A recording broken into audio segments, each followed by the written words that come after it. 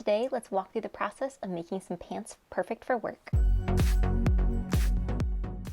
Welcome, I do sewing and DIY related content, and today we are jumping right in as I started working on a new pair of pants. This will be a pattern review for New Look N6712. I did the pants version of this, so what I'm doing right now is cutting out all the fabric as well as marking all of the little notions, as well as going through and adding interfacing to the two pieces that needed it.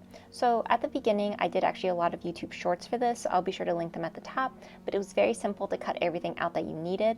And then for part of the pants, it had this waistband where you added this interfacing to it so it would be nice and stiff for the facing so that it wouldn't kind of be itchy or affect your skin. So all I'm doing right now is adding that nice interfacing. Once I did that and I had the interfacing added, I had all the pieces cut out, it was time to go through and serge everything as I wanted it to have a really nice and clean edge. While this is definitely an optional step, is not included in the pattern, I just feel like it gives it a little bit more professional touch and lets it hold up a little bit better. You could definitely do a zigzag stitch as well if you wanted to get those nice clean edges that I'm going to be achieving by using my serger. So I just serged through everything, made it all look nice and neat so that it would be ready to start sewing. Now the first step that I had to do once I had it all nice and serged was it was time to actually begin adding the darts to the pants, which I was so excited about. So as you can see, I had marked out my darts. So you could do this in multiple different ways. I know some people will kind of sew through where the dart should go, and I just brought those two little dots that I had made at the top together, and then I have that dot at the bottom, and I would bring these all together to kind of create that fold, and then I use my pins to show where the line for the dart is going to go. And now there are 4 different pieces you have to do this, so there's 2 pieces for the front of the pant as well as 2 for the back, and you have to add 1 dart to each of them at the top. So following that exact same idea of just matching those 2 dots together, I brought those up and then I had it come to a point at the dot at the bottom, and I just pinned all of this together. So this is what it would look like, and I just have to take a straight seam all the way through. So then again, I repeated this for both the front as well as the back of the pants. It was very simple a process to do. I think that there are lots of different ways that you could definitely have marked it, but using the pins for me worked really well. Now for sewing, I just did a nice simple straight stitch. Always be sure though to back tack, as this will be something that you do not want to come undone, as you need the dart to kind of give the pant a little bit more shape, as most of the shape from this pant actually is coming from the dart itself, as you only have a zipper on the side. So now I'm just going to go through and add the darts to the rest of the pieces for the pattern. I sped up the video so it was much quicker than what it actually was, but again, this was very simple to do. I had no issue doing it, and I made sure to backstitch the entire time that I was working through the process. Now it's time to actually start building out the pant legs themselves. So you have a front and you have a back piece. I would say something that I didn't do and I had to keep going back to check was to mark what is your front and the back, as they start to look really, really similar. But all you do is you just take a straight stitch for one of the legs all the way down the front as well as on the side. For the second leg though, we are going to be adding a zipper, so you do not actually pin it up all the way. So what I did for this was I had marked where the zipper was going to be going, so that was something that was shown on the pattern piece, and then I just sewed all the way down one side, and then for the inseam as well. But then on this one side where the zipper is going to be going, you can see that I marked 2 pins, and that's where I'm going to be stopping, so that I can make sure that some of that extra fabric at the top is still open so I can put my zipper in. So here is what the completed pant leg looks like. For the side with the zipper, you can see that it looks like it's fitting pretty well in my dress form. Here's that opening though, so the zipper will be going in there. My dress form is very similar in size to myself, so that was a good sign that the pant leg fit over it, and I did try the other leg on to see how it would fit. Next, I just quickly sewed up this one portion of the waistband facing. This was very simple to do, as you basically just pin those 2 pieces together. So I got 2 pins with right sides together, pinned it up, and then I just took a straight seam across. That way I wouldn't have to worry about it when it came time to attach it to the pant leg. Now it was time to work on the zipper. So this pattern called for an invisible zipper. I got the wrong size as they didn't have the correct 7-inch zipper, so I'll show you how to shorten that a little later in the video. But the first step whenever you're working with an invisible zipper is we need to get it to lay nice and flat.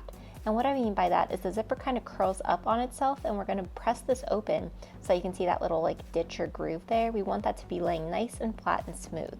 And the way that I did this was I used my iron and just really pressed down very slowly so that the teeth of the zipper were now kind of facing out. So here is my zipper. As you can see, I have it facing down. Now this was slightly difficult to do with the camera as my tripod hadn't come in yet, but what I ended up doing was just slowly using my iron and pressing it open. So here, I had already pressed it open once, and then I'm just kind of going back over it. The next step is with right sides together, so having the right side of my zipper with the right side of my pants, I'm going to pin this in place. So as you can see, I did the one side already, but I just went through very carefully and pinned the zipper to the pants, and I'll show you a better view here in a second, but here you go. So you can see that now both sides are done. Now for the invisible zipper, you are going to want an invisible zipper foot. I think there may be some hacks online about how you could use a regular zipper foot, but the invisible zipper foot makes it much easier. Now on my sewing machine, I also have to adjust the needle position whenever I put in the invisible zipper foot, so this is just a reminder that if you are in that same situation, go through and carefully be sure that the needle will kind of go through your invisible zipper. So I do this by just kind of taking the wheel on the side of the sewing machine and very slowly having it go down.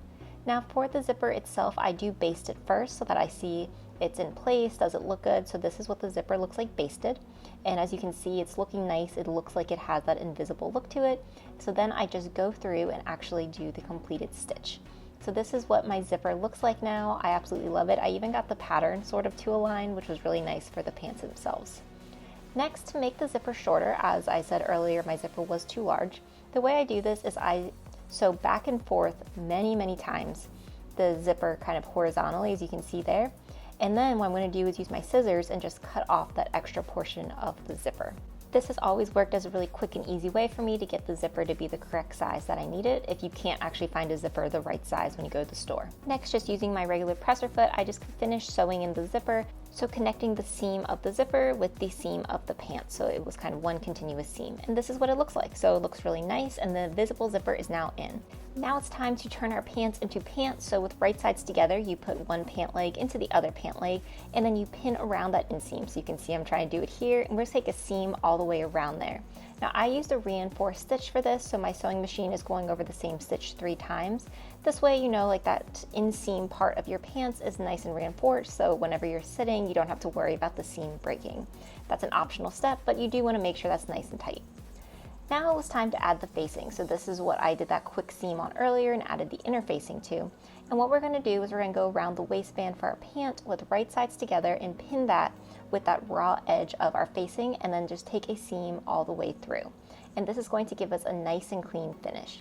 Now on the edge where the zipper is, you can see I also sewed that short edge. So here I have my facing matched with the pant, as well as making sure I'm going to sew across there and then not pick up any of the zipper.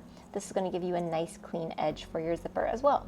Now since this is a lining, we do have to go through and understitch it.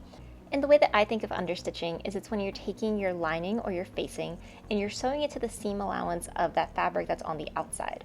And what I mean by that is you're just making sure that your lining isn't going to be showing up, it's not going to be visible, it's not going to be like rolling itself up. So it's just a way to kind of keep your lining inside of whatever fabric you're using. And I repeated this also for the waistband portion, as you can see here. Now the last step for kind of giving it a nice professional look is I did hand tack the lining down to the seam allowance for the pants using my hand needle just to go all the way through to make sure that, again, the lining stays down and it doesn't roll up at any point that we don't want it to. Now it's time to finish off the hem, as well as there was a little detail on the bottom of the pant that kind of gives it the appearance of having like this little nice opening. And all you have to do for this is do a rolled hem. So that's what I'm doing here for each of the pant cuffs. And then you kind of do the exact same rolled hem effect for where that little opening is on either side of the pant leg, as that opening is on like the exterior portion of like your ankle. So you can see here that I have it all nice and pinned up, and I'm just going to take that straight seam again, and that will actually complete our pants. So these are what our pants look like. I found this pattern incredibly straightforward. It was really quick to do. I think it was a great pattern to do if you want to make some pants. The only downfall I can see is that if you use a fabric that doesn't really have much stretch or give, you really need to get your sizing correct. So if you're new to pants, I would say to use a fabric that may have a little more stretch to it. This is what they look like though on me. I absolutely love the fit of them. They're so comfortable and I can't wait to wear them to work. If you like this video and you want to see more, be sure to like, comment, and subscribe, and tell me what you want to see next.